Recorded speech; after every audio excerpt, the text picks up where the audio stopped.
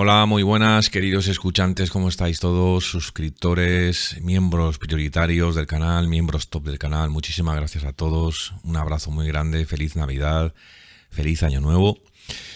Y bueno, quería comentaros que vamos a grabar capítulo 19 y 20, que son ya los dos últimos capítulos del libro, y episodio número 18 de las entregas, ¿vale? O sea, finalmente serán 18 episodios del libro que estamos leyendo, que es una verdadera locura, una maravilla literaria. No solamente porque lo diga yo, sino contrastado desde siempre. Espero que lo hayáis disfrutado. Vamos a ver el desenlace final. Y recordaros que si mi trabajo sentís que tiene que ser valorado según me lo pueda merecer, podéis uniros al canal. Por solo 2 euros al mes tenéis acceso anticipado a todo el contenido que publico y en ese acceso anticipado sin publicidad, ¿vale? Una vez ya publicado en plan para todo el mundo, entonces ya sí entramos con publicidad y demás. Pues nada, un abrazo muy grande, muchas gracias. Vamos a grabar estos 2 últimos capítulos del libro. Saludos cordiales.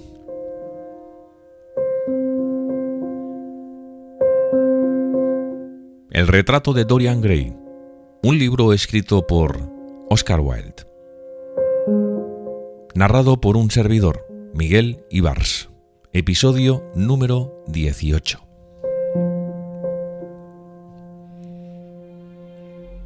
Capítulo 19. «No me digas que vas a ser bueno», exclamó Lord Henry, sumergiendo los dedos en un cuenco de cobre rojo lleno de agua de rosas. «Eres absolutamente perfecto. Haz el favor de no cambiar». Dorian Gray movió la cabeza. «No, Harry, no. He hecho demasiadas cosas horribles en mi vida. No voy a hacer ninguna más. Ayer empecé con las buenas acciones». «¿Dónde estuviste ayer?» «En el campo, Harry, solo, en una humilde posada». «Mi querido muchacho», dijo Lord Henry sonriendo, «cualquiera puede ser bueno en el campo donde no existen tentaciones. Ese es el motivo de que las personas que no habitan en ciudades vivan todavía en estado de barbarie. La civilización no es algo que se consiga fácilmente. Solo hay 2 maneras, o se es culto o se está corrompido. La gente del campo carece de ocasiones para ambas cosas, de manera que solo conocen el estancamiento». «Cultura y corrupción», repitió Dorian. «Sé algo acerca de esas 2 cosas. Ahora me parece terrible que vayan alguna vez unidas. Porque tengo un nuevo ideal, Harry. Voy a cambiar. Creo que ya he cambiado». «No me has contado cuál ha sido tu buena acción de ayer, ¿o fue más de una?», preguntó su interlocutor, mientras vertía sobre su plato una pequeña pirámide carmesí de fresas maduras, blanqueándolas luego con azúcar mediante una cuchara perforada en forma de concha. «Te lo puedo contar a ti, Harry, aunque a nadie más. Renuncié a perjudicar a una persona. Parece pretencioso, pero ya entiendes lo que quiero decir.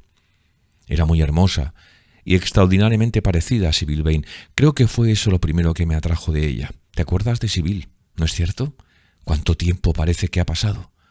Hetty, por supuesto, no es una persona de nuestra posición, tan solo una chica de pueblo, pero me había enamorado. Estoy completamente seguro de que la quería. Durante todo este mes de mayo tan maravilloso que hemos disfrutado, iba a verla 2 o 3 veces por semana. Ayer se reunió conmigo en un huerto. Las flores de los manzanos le caían sobre el pelo y se reía mucho. Íbamos a escaparnos juntos hoy por la mañana al amanecer. De repente decidí que no cambiaría por mi culpa». «Imagino que la novedad de ese sentimiento te habrá proporcionado un estremecimiento de auténtico placer», le interrumpió Lord Henry. «Pero estoy en condiciones de contarte el final de tu idilio. Le diste buenos consejos y le rompiste el corazón. Ese ha sido el comienzo de tu enmienda». «Qué desagradable eres, Harry. No debes decir cosas tan espantosas. A Hetty no se le ha roto el corazón. Lloró, por supuesto, y todo lo demás. Pero no ha perdido la honra. Puede vivir como perdita en su jardín de venta y caléndulas». «Y llorar por la infidelidad de Florisel», dijo Lord Henry, riendo, mientras se inclinaba hacia atrás en la silla. «Mi querido Dorian, tienes curiosas ideas de adolescente. ¿De verdad crees que esa muchacha se contentará ahora con alguien de su posición? Imagino que algún día la casarán con un carretero mal hablado o con un labrador chistoso. Y el hecho de haberte conocido y de haberte amado le permitirá despreciar a su marido, lo que le hará perfectamente desgraciada. Desde el punto de vista de la moral, no puedo decir que tu gran renuncia me impresione demasiado. Incluso como modesto principio es muy poquita cosa. Además, ¿quién te dice que en este momento Hetty no flota en algún estanque iluminado por las estrellas y rodeada de lirios como Ofelia? Eres insoportable, Harry. Te burlas de todo y acto seguido imaginas las tragedias más espantosas. Siento habértelo contado. Me tienes sin cuidado lo que digas. Sé que he actuado bien. Pobre Hetty. Cuando pasé a caballo esta mañana por delante de su granja, vi su rostro en la ventana como un ramillete de jazmines. Vamos a no hablar más de ello y no trates de convencerme de que mi primera buena acción en muchos años, el primer intento de autosacrificio de toda mi vida, es en realidad otro pecado más. Quiero ser mejor. Voy a ser mejor. Cuéntame algo sobre ti. ¿Qué está pasando en Londres? Hace días que no voy por el club. La gente sigue hablando de la desaparición del pobre Basil. Yo pensaba que ya se habrían cansado después de tanto tiempo, exclamó Dorian, sirviéndose un poco más de vino y frunciendo ligeramente el ceño. Mi querido muchacho, solo llevan 6 semanas hablando de ello y el público británico necesita 3 meses para soportar la tensión mental que requiere un cambio de tema. De todos modos, ha tenido bastante suerte en estos últimos tiempos. Primero fue el caso de mi divorcio y el suicidio de Alan Campbell. Ahora se les ofrece la misteriosa desaparición de un artista. Scotland Yard sigue insistiendo en que la persona con un abrigo gris que el 9 de noviembre tomó el tren de medianoche camino de Francia era el pobre Basil, y la policía gala afirma que Hallward nunca llegó a París. Supongo que dentro de un par de semanas se nos dirá que lo han visto en San Francisco. Es una cosa extraña, pero de todas las personas que desaparecen acaba diciéndose que las han visto en San Francisco. Debe de ser una ciudad encantadora y posee todos los atractivos del mundo venidero. ¿Qué crees tú que le ha sucedido a Basil?, preguntó Dorian, colocando la copa de Borgoña a contraluz y preguntándose cómo era posible que hablara de aquel asunto con tanta calma. No tengo ni la más remota idea. Si Basil decide esconderse no es asunto mío. Si ha muerto, no quiero pensar en él. La muerte es la única cosa que de verdad me aterra. La aborrezco. ¿Por qué?, preguntó el más joven con tono cansado. Porque, respondió Lord Henry, llevándose a la nariz una vinagrera dorada y aspirando el olor, en la actualidad se puede sobrevivir a todo, pero no a eso. La muerte y la vulgaridad son los 2 hechos del siglo XIX que carecen de explicación. El café lo tomaremos en la sala de música, Dorian. Has de tocar a Chopin en mi honor. El individuo con quien se escapó mi mujer tocaba a Chopin de manera verdaderamente exquisita. Pobre Victoria. Le tenía mucho cariño. La casa se ha quedado muy sola sin ella. Por supuesto, la vida matrimonial no es más que una costumbre, una mala costumbre. Pero la verdad es que lamentamos la pérdida incluso de nuestras peores costumbres. Quizás sean las que más lamentamos. Son una parte demasiado esencial de nuestra personalidad. Dorian no dijo nada, pero se levantó de la mesa y, pasando a la habitación vecina, se sentó ante el piano y dejó que sus dedos se perdieran sobre el marfil blanco y negro de las teclas. Cuando trajeron el café dejó de tocar y, volviéndose hacia Lord Henry, dijo: «Harry, ¿se te ha ocurrido pensar alguna vez que quizá Basil Hallward haya muerto asesinado?» Lord Henry bostezó. Basil era muy popular y siempre llevaba un reloj Waterbury. ¿Por qué tendrían que haberlo asesinado? No era lo bastante inteligente como para hacerse enemigos. Es cierto que poseía un gran talento para la pintura, pero una persona puede pintar como Velázquez y ser perfectamente aburrido. Basil lo era. Solo me interesó una vez, y fue cuando me dijo hace años que te adoraba locamente y que eras el motivo dominante de su arte. Yo le tenía mucho cariño, dijo Dorian con una nota de tristeza en la voz. Pero, ¿no dice la gente que lo han asesinado? Lo dicen algunos periódicos, pero a mí no me parece nada probable. Sé que hay lugares terribles en París, pero Basil no era el tipo de persona que va a esos sitios. No tenía curiosidad. Era su principal defecto. ¿Qué dirías, Harry, si te confesara que había asesinado a Basil?, dijo el más joven. Luego se lo quedó mirando fijamente. Diría, mi querido amigo, que tratas de presentar un papel que no te va en absoluto. Todo delito es vulgar, de la misma manera que todo lo vulgar es delito.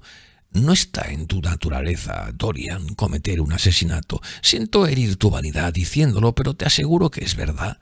El crimen pertenece en exclusiva a las clases bajas. No se lo censuro ni por lo más remoto. Imagino que para ellos es como el arte para nosotros, una manera de procurarse sensaciones extraordinarias. ¿Una manera de procurarse sensaciones? ¿Crees, entonces, que una persona que una vez ha cometido un asesinato podría reincidir en el mismo delito? No me digas que eso es cierto. Cualquier cosa se convierte en placer si se hace con suficiente frecuencia, exclamó Lord Henry riendo. Ese es uno de los secretos más importantes de la vida. Pero me parece, de todos modos, que el asesinato es siempre una equivocación. Nunca se debe hacer nada de lo que no se puede hablar después de cenar. Pero vamos a olvidarnos del pobre Basil. Me gustaría poder creer que ha terminado de una manera tan romántica como tú sugieres, pero no puedo. Mi opinión más bien es que se cayó en el Sena desde la victoria de un autobús y que el conductor echó tierra sobre el asunto para evitar el escándalo. Sí, imagino que fue así como acabó. Lo veo tumbado de espaldas bajo esas aguas de color verde mate, con las pesadas barcazas pasándole por encima y con las algas enganchadas en el pelo. ¿Sabes? No creo que hubiera hecho en el futuro nada que mereciera la pena. Durante los últimos 10 años su pintura había caído mucho. Dorian dejó escapar un suspiro, y Lord Henry cruzó la habitación y empezó a acariciar la cabeza de un curioso loro de Java, un ave de gran tamaño y plumaje gris, cresta y cola rojas, que se mantenía en equilibrio sobre una percha de bambú. Al tocarle aquellos dedos afilados, dejó caer la blanca espuma de sus párpados arrugados sobre ojos semejantes a cristales negros y empezó a mecerse. «Sí», continuó Lord Henry, volviéndose y sacando un pañuelo del bolsillo. «Pintaba cada vez peor. Era como si hubiera perdido algo, probablemente un ideal. Cuando dejasteis de ser grandes amigos, Basil dejó de ser un gran artista. ¿Qué fue lo que os separó? Imagino que te aburría soberanamente. Si es así, nunca te lo perdono. Es una costumbre que tienen las personas aburridas. Por cierto, ¿qué ha sido de aquel maravilloso retrato que te hizo? No creo haber vuelto a verlo desde que lo terminó. Sí, claro. Hace años me dijiste, ahora lo recuerdo, que lo habías enviado a Selby, que se perdió o lo robaron por el camino. ¿Nunca lo recuperaste? ¡Qué lástima! Era realmente una obra maestra. Recuerdo que quise comprarlo. Ojalá lo hubiera hecho. Pertenecía al mejor periodo de Basil. Desde entonces su obra ha tenido esa mezcla curiosa de mala pintura y buenas intenciones que siempre da derecho a decir de alguien que es un artista británico representativo. ¿No publicaste anuncios para intentar recuperarlo? Deberías haberlo hecho. No lo recuerdo, dijo Dorian. Supongo que lo hice, pero lo cierto es que nunca me gustó de verdad. Siento haber posado para él. Su recuerdo me resulta odioso. ¿Por qué hablas de aquel retrato? Siempre me recordaba esos curiosos versos de alguna obra. Creo que Hamlet. ¿Cómo son, exactamente? ¿O eres como imagen de dolor, como un rostro sin alma? Sí, eso es lo que era. Lord Henry se echó a reír. Si una persona trata la vida artísticamente, su cerebro es su alma, respondió, hundiéndose en un sillón. Dorian Gray movió la cabeza y extrajo del piano algunos acordes melancólicos. Su amigo de más edad se recostó en el sillón y lo contempló con los ojos medio cerrados. «Por cierto, Dorian», dijo después de una pausa, ¿y qué aprovecha al hombre? ¿Cómo acaba exactamente la cita? ¿Ganar todo el mundo y perder su alma?» El piano dejó escapar una nota desafinada y Dorian Gray, sobresaltado, se volvió a mirar a Lord Henry. «¿Por qué me preguntas eso, Harry?» «Mi querido amigo», dijo Lord Henry, alzando las cejas en un gesto de sorpresa, «te lo preguntaba porque te creía capaz de darme una respuesta. Eso es todo. Cuando iba por el parque este último domingo me encontré cerca de Marble Arch un grupito de gente mal vestida escuchando a un vulgar predicador callejero. Cuando pasaba por delante, oí como aquel hombre le gritaba esa pregunta a su público. Todo ello me pareció bastante dramático. En Londres abundan los efectos curiosos como ese. Un domingo lluvioso, un vulgar cristiano con un impermeable, un círculo de blancos rostros enfermizos, bajo un techo desigual de paraguas goteantes, y una frase maravillosa lanzada al aire por unos labios histéricos y una voz chillona. Estuvo bastante bien, a su manera, toda una sugerencia. Se me ocurrió decirle al profeta que el arte sí tiene un alma, pero no el ser humano. Mucho me temo, de todos modos, que no me hubiera entendido. No digas eso, Harry. El alma es una terrible realidad. Se puede comprar y vender y hasta hacer trueques con ella. Se la puede envenenar o alcanzar la perfección. Todos y cada uno de nosotros tenemos un alma. Lo sé muy bien. ¿Estás seguro, Dorian? Completamente seguro. Ah, entonces tiene que ser una ilusión. Las cosas de las que uno está completamente seguro nunca son verdad. Esa es la fatalidad de la fe y la lección del romanticismo. ¡Qué aire más solemne! No te pongas tan serio. ¿Qué tenemos tú y yo que ver con las supersticiones de nuestra época? No, nosotros hemos renunciado a creer en el alma. Toca un nocturno para mí, Dorian, y mientras tocas, dime, en voz baja, ¿cómo has hecho para conservar la juventud? Has de tener algún secreto. Solo te llevo 10 años, pero tengo arrugas y estoy gastado y amarillo. Tú eres realmente admirable, Dorian. Nunca me has parecido tan encantador como esta noche. Haces que recuerde el día en que te conocí. Eras bastante impertinente, muy tímido y absolutamente extraordinario. Has cambiado, por supuesto, pero tu aspecto no. Me gustaría que me dijeras tu secreto. Haría cualquier cosa para recuperar la juventud, excepto ejercicio, levantarme pronto o ser respetable. Juventud. No hay nada como la juventud. Es absurdo hablar de la ignorancia de la juventud. Las únicas personas cuyas opiniones escucho con respeto son las de las personas mucho más jóvenes que yo. Parecen ir por delante de mí. La vida les ha revelado sus maravillas más recientes. En cuanto a las personas de edad, siempre les llevo la contraria. Lo hago por principio. Si les pides su opinión sobre algo que sucedió ayer, te dan con toda solemnidad las opiniones que corrían en 1820, cuando la gente llevaba medias altas, creía en todo y no sabían absolutamente nada. ¡Qué hermoso es eso que estás tocando! Me pregunto si Chopin lo escribió en Mallorca, con el mar llorando alrededor de la villa donde vivía y con gotas de agua salada golpeando los cristales. Maravillosamente romántico. Es una bendición que todavía nos quede un arte no imitativo. No te detengas. Esta noche necesito música. Me parece ser joven Apolo y yo soy Marsias, escuchándote. Tengo mis propios sufrimientos, Dorian, de los que ni siquiera tú estás enterado. La tragedia de la ancianidad no es ser viejo, sino joven. A veces me sorprende mi propia sinceridad.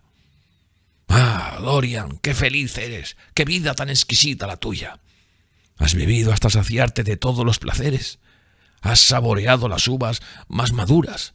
Nada se te ha ocultado, y todo ello no ha sido para ti más que unos compases musicales. Nada te ha echado a perder. Sigues siendo el mismo. No soy el mismo, Harry. Sí que lo eres. Me pregunto cómo será el resto de tu vida. No la estropees con renunciaciones.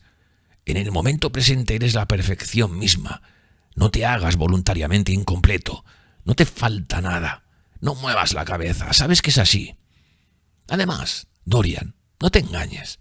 La vida no se gobierna ni con la voluntad ni con la intención. La vida es una cuestión de nervios, de fibras y de células lentamente elaboradas en las que el pensamiento se esconde y la pasión tiene sus sueños. Quizá te imaginas que estás a salvo y crees que eres fuerte, pero un cambio casual de color en una habitación o en el color del cielo matutino, un determinado perfume que te gustó en una ocasión y que te trae recuerdos sutiles, un verso de un poema olvidado con el que te tropiezas de nuevo, una cadencia de una composición musical que has dejado de tocar. Te aseguro, Dorian, que la vida depende de cosas como esas. Browning escribe acerca de ello en algún sitio, pero nuestros propios sentidos lo inventan para nosotros. Hay momentos en los que el olor a lilas blancas me domina de repente y tengo que vivir de nuevo el mes más extraño de mi vida. Bien quisiera cambiarme contigo, Dorian. El mundo no se cansa de denunciarnos a los dos, pero a ti siempre te ha rendido culto y siempre lo hará. Eres el prototipo de lo que busca esta época nuestra y tiene miedo de haber encontrado. Me alegro muchísimo de que nunca hayas hecho nada, de que nunca hayas tallado una estatua, ni pintado un cuadro, ni producido nada distinto de tu persona. La vida ha sido tu arte. Has hecho música de ti mismo. Tus días son tus sonetos. Dorian se levantó del piano y se pasó la mano por el cabello. Sí, la vida me ha dado placeres exquisitos, murmuró. Pero voy a cambiar, Harry. Y no debes hacerme esos elogios tan excesivos. No lo sabes todo. Creo que si lo supieras, también tú te alejarías de mí. Ríes. No deberías hacerlo. ¿Por qué has dejado de tocar, Dorian? Vuelve al piano y obsequíame otra vez con ese nocturno. Contempla la enorme luna color de miel que cuelga en la oscuridad. Está esperando a que la encandiles, y si tocas se acercará más a la tierra. ¿No quieres? Vayámonos entonces al club. Ha sido una velada deliciosa y debemos acabarla de la misma manera. Hay alguien en el White que tiene un deseo inmenso de conocerte. Se trata del joven Lord Poole, el hijo mayor de Bournemouth. Ya te ha copiado las corbatas y ahora me suplica que te lo presente. Es un muchacho encantador y me recuerda mucho a ti. Espero que no, dijo Dorian con una expresión triste en los ojos. Lo cierto es que esta noche estoy cansado, Harry. No voy a ir al club. Son casi las 11 y quiero acostarme pronto. Quédate, por favor. Nunca habías tocado tan bien como esta noche. Había algo maravilloso en tu estilo. Resultaba más expresivo que nunca. Eso se debe a que voy a ser bueno, respondió él, sonriendo. Ya he cambiado un poco. Para mí no puedes cambiar, dijo Lord Henry. Tú y yo siempre seremos amigos. En una ocasión, sin embargo, me envenenaste con un libro. Eso no lo olvidaré. Harry, prométeme que nunca le prestarás ese libro a nadie. Hace daño. Mi querido muchacho, es cierto que estás empezando a moralizar. Muy pronto saldrás por ahí como los conversos y los evangelistas, poniendo a la gente en guardia contra todos los pecados de los que ya te has cansado. Eres demasiado encantador para hacer una cosa así. Además, no sirve de nada. Tú y yo somos lo que somos y seremos lo que seremos. En cuanto a ser envenenado por un libro, no existe semejante cosa. El arte no tiene influencia sobre la acción. Aniquila el deseo de actuar. Es magníficamente estéril. Los libros que el mundo llama inmorales son libros que muestran al mundo su propia vergüenza. Eso es todo. Pero no vamos a discutir sobre literatura. Ven a verme mañana. Iré a montar a caballo a las 11. Podemos hacerlo juntos y luego te llevaré a almorzar con Lady Branksome. Es una mujer encantadora y quiere hacerte una consulta sobre ciertos tapices que piensa comprar. No te olvides de venir. ¿O te parece mejor que almorcemos con nuestra duquesita? Dice que ahora no te ve nunca. ¿Acaso te has cansado de Gladys? Ya pensaba yo que terminaría por sucederte. Esa lengua suya tan inteligente acaba por exasperar a cualquiera. De todos modos, no dejes de estar aquí a las 11. ¿Es necesario que venga, Harry? Por supuesto. Ahora el parque está maravilloso. Creo que no ha habido nunca unas lilas tan hermosas desde el año en que te conocí. Muy bien. Estaré aquí a las 11, dijo Dorian. Buenas noches, Harry. Al llegar a la puerta, vaciló un momento, como si tuviera algo más que decir. Luego dejó escapar un suspiro y abandonó la habitación. Capítulo 20 y último. El aire de la noche era una delicia, tan tibio que Dorian Gray se colocó el abrigo sobre el brazo y ni siquiera se anudó en torno a la garganta la bufanda de seda. Mientras se dirigía hacia su casa, fumando un cigarrillo, dos jóvenes vestidos de etiqueta se cruzaron con él y oyó como uno le susurraba al otro: «¿Ese es Dorian Gray?». Recordó cuánto solía agradarle que alguien lo señalara con el dedo o se le quedara mirando y hablara de él. Ahora le cansaba oír su nombre. Buena parte del encanto del pueblecito a donde había ido con tanta frecuencia últimamente era que nadie lo conocía. A la muchacha a la que cortejó hasta enamorarla le había dicho que era pobre y Hetty le había creído. En otra ocasión le dijo que era una persona malvada y ella se echó a reír, respondiéndole que los malvados eran siempre muy viejos y muy feos. Ah, su manera de reírse. Era como el canto de la alondra. Y Qué bonita estaba con sus vestidos de algodón y sus sombreros de ala ancha. Hetty no sabía nada de nada, pero poseía todo lo que él había perdido. Al llegar a su casa, encontró a la ayuda de cámara esperándolo. Le dijo que se acostara. Se dejó caer en un sofá de la biblioteca y empezó a pensar en las cosas que Lord Henry le había dicho. ¿Era realmente cierto que no se cambia? Sentía un deseo loco de recobrar la pureza sin mancha de su adolescencia rosa y blanca, como Lord Henry le había llamado en una ocasión. Sabía que estaba manchado, que había llenado su espíritu de corrupción y alimentado de horrores su imaginación, que había ejercido una influencia nefasta sobre otros y que había experimentado al hacerlo un júbilo incalificable, y que, de todas las vidas que se habían cruzado con la suya, había hundido en el deshonor precisamente las más bellas, las más prometedoras. Pero, ¿era todo ello irremediable? ¿No le quedaba ninguna esperanza? ¡Ah! En qué monstruoso momento de orgullo y de ceguera había rezado para que el retrato cargara con la pesadumbre de sus días y él conservara el esplendor eternamente intacto de la juventud. Su fracaso procedía de ahí. Hubiera sido mucho mejor para él que a cada pecado cometido le hubiera acompañado su inevitable e inmediato castigo. En lugar de «perdónanos nuestros pecados», la plegaria de los hombres a un Dios de justicia debería ser «castíganos por nuestras iniquidades». El curioso espejo tallado que Lord Henry le regalara hacía ya tantos años se hallaba sobre la mesa, y los cupidos de marfileñas extremidades seguían, como antaño, rodeándolo con sus risas. Lo cogió, como había hecho en aquella noche de horror, cuando por primera vez advirtiera un cambio en el retrato fatal, y con ojos desencajados, enturbiados por las lágrimas, contempló su superficie pulimentada. En una ocasión, alguien que le había amado apasionadamente le escribió una carta que concluía con esta manifestación de idolatría. «El mundo ha cambiado porque tú estás hecho de marfil y oro. La curva de tus labios vuelve a escribir la historia». Aquellas frases le volvieron a la memoria y las repitió una y otra vez. Luego su belleza le inspiró una infinita repugnancia y, arrojando el espejo al suelo, lo aplastó con el talón hasta reducirlo a astillas de plata. Su belleza le había perdido, su belleza y la juventud por la que había rezado. Sin la una y sin la otra, quizá su vida hubiera quedado libre de mancha. La belleza solo había sido una máscara y su juventud una burla. ¿Qué era la juventud en el mejor de los casos?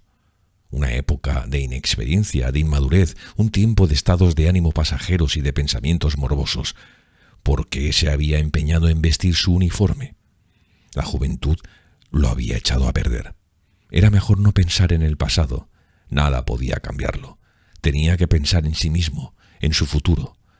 A James Vane lo habían enterrado en una tumba anónima en el cementerio de Selby. Alan Campbell se había suicidado una noche en su laboratorio, pero sin revelar el secreto que le había sido impuesto. La emoción o la curiosidad suscitada por la desaparición de Basil Hallward pronto se desvanecería. Ya empezaba a pasar. Por ese lado no tenía nada que temer. Y, de hecho, no era la muerte de Basil Hallward lo que más le abrumaba. Le obsesionaba la muerte en vida de su propia alma. Basil había pintado el retrato que echó a perder su vida. Eso no se lo podía perdonar. El retrato tenía la culpa de todo. Basil le dijo cosas intolerables que él, sin embargo, soportó con paciencia. El asesinato fue obra, sencillamente, de una locura momentánea. En cuanto a Alan Campbell, el suicidio había sido su decisión personal. Había elegido actuar así. Nada tenía que ver con él. Una vida nueva. Eso era lo que necesitaba. Eso era lo que estaba esperando. Sin duda la había empezado ya. Había evitado, al menos, la perdición de una criatura inocente. Nunca volvería a poner la tentación en el camino de la inocencia. Sería bueno. Al pensar en Hetty Merton, empezó a preguntarse si el retrato habría cambiado. Sin duda no sería ya tan horrible como antes. Quizá, si su vida recobraba la pureza, expulsaría de su rostro hasta el último resto de las malas pasiones. Quizás, incluso, habían desaparecido ya. Iría a verlo. Tomó la lámpara y subió sigilosamente las escaleras. Al descorrer el cerrojo, una sonrisa de alegría iluminó por un instante el rostro extrañamente joven y se prolongó unos momentos más en torno a los labios. Sí, practicaría el bien, y aquel retrato espantoso que llevaba tanto tiempo escondido dejaría de aterrorizarlo. Sintió que ya se le había quitado un peso de encima. Entró sin hacer el menor ruido, volviendo a cerrar la puerta con llave, como tenía por costumbre, y retiró la tela morada que cubría el cuadro. Un grito de dolor e indignación se le escapó de los labios. No se notaba cambio alguno, con la excepción de un brillo de astucia en la mirada y en la boca las arrugas sinuosas de la hipocresía. El lienzo seguía siendo tan odioso como siempre, más si es que eso era posible, y el rocío escarlata que le manchaba la mano parecía más brillante, con más aspecto de sangre recién derramada. Dorian Gray empezó entonces a temblar. ¿Le había empujado únicamente la vanidad a llevar a cabo su única obra buena? ¿O había sido el deseo de una nueva sensación como apuntar a Lord Henry con su risa burlona? ¿O tal vez el deseo apasionado de representar un papel que nos empuja a hacer cosas mejores de lo que nos corresponde por naturaleza? ¿O quizá todo aquello al mismo tiempo? Pero, ¿por qué era más grande la mancha roja? Parecía haberse extendido como una horrible enfermedad sobre los dedos cubiertos de arrugas. Había sangre en los pies pintados, como si aquella cosa hubiera goteado. Sangre incluso en la mano que no había empuñado el cuchillo. ¿Una confesión? ¿Quería aquello decir que iba a confesar su crimen? ¿Que iba a entregarse para que lo ejecutaran? Se echó a reír. La idea le pareció monstruosa. Además, aunque confesara, ¿quién iba a creerlo? No había en ninguna parte resto alguno del pintor asesinado. Todas sus pertenencias habían sido destruidas. Él mismo había quemado maletín y abrigo. El mundo diría simplemente que estaba loco. Lo encerrarían en un manicomio si se empeñaba en repetir la misma historia. Sin embargo, era obligación suya confesar, soportar públicamente la vergüenza y expiar la culpa de manera igualmente pública. Había un Dios que exigía a los seres humanos confesar sus pecados en la tierra así como en el cielo. Nada de lo que hiciera le purificaría si no confesaba su pecado. ¿Su pecado? Se encogió de hombros. La muerte de Basil Hallward le parecía muy poca cosa. Pensaba en Hetty Merton, porque aquel espejo de su alma que estaba contemplando era un espejo injusto. ¿Vanidad? ¿Curiosidad? ¿Hipocresía? ¿No había habido más que eso en su renuncia? Había habido algo más. Al menos así lo creía él. Pero, ¿cómo saberlo? No hubo nada más. Solo renunció a la muchacha por vanidad. La hipocresía le había llevado a colocarse la máscara de la bondad. Había ensayado la abnegación por curiosidad. Ahora lo reconocía. Pero aquel asesinato, ¿iba a perseguirlo toda su vida? ¿Siempre tendría que soportar el peso de su pasado? ¿Tendría que confesar? Nunca. No había más que una prueba en contra suya, el cuadro mismo. Esa era la prueba. Lo destruiría. ¿Por qué lo había conservado tanto tiempo? Años atrás le proporcionaba el placer de contemplar cómo cambiaba y se hacía viejo. En los últimos tiempos ese placer había desaparecido. El cuadro le impedía dormir. Cuando salía de viaje, le horrorizaba la posibilidad de que lo contemplasen otros ojos. Teñía de melancolía sus pasiones. Su simple recuerdo echaba a perder muchos momentos de alegría. Había sido para él algo así como su conciencia. Sí, había sido su conciencia. Lo destruiría. Miró a su alrededor y vio el cuchillo con el que apuñaló a Basil Hallward. Lo había limpiado muchas veces hasta que desaparecieron todas las manchas. Brillaba, lanzaba destellos. De la misma manera que había matado al pintor, mataría su obra y todo lo que significaba. Mataría el pasado y, cuando estuviera muerto, él recobraría la libertad. Acabaría con aquella monstruosa vida del alma y, sin sus odiosas advertencias, recobraría la paz. Empuñó el arma y con ella apuñaló el retrato. Se oyó un grito y el golpe de una caída. El grito puso de manifiesto un sufrimiento tan espantoso que los criados despertaron asustados y salieron en silencio de sus habitaciones. Dos caballeros que pasaban por la plaza se detuvieron y alzaron los ojos hacia la gran casa. Luego siguieron caminando hasta encontrar a un policía y regresar con él. Llamaron varias veces al timbre, pero sin recibir respuesta. Con la excepción de una luz en uno de los balcones del piso alto, todo estaba a oscuras. Al cabo de un rato, el policía se trasladó hasta un portal vecino para contemplar desde allí el edificio. «¿Quién vive en esa casa?», le preguntó el caballero de más edad.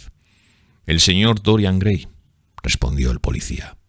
Las dos personas que le escuchaban intercambiaron una mirada de inteligencia y, mientras se alejaban, había en su rostro una mueca de desprecio. Uno de ellos era tío de Sir Henry Ashton. Dentro de la casa, en la zona donde vivía la servidumbre, los criados a medio vestir hablaban en voz baja. La anciana señora Leaf lloraba y se retorcía las manos. Francis estaba tan pálido como un muerto.